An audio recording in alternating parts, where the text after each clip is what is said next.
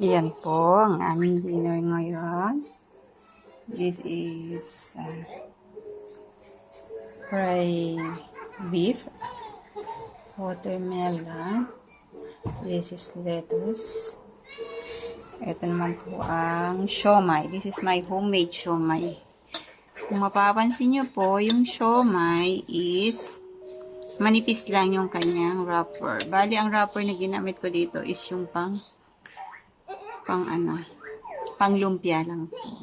Kasi hindi ako makakita ng pang molo, which is medyo kapal ng konti. But it's okay naman. Okay, yan siya. Yan lang siya. Then this is the sauce. Okay.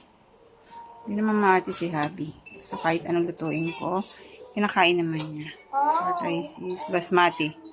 This is a long grain rice. Okay. Maganda siya lutuin. Hindi siya sticky. Medyo bogag siya. Okay. Happy eating!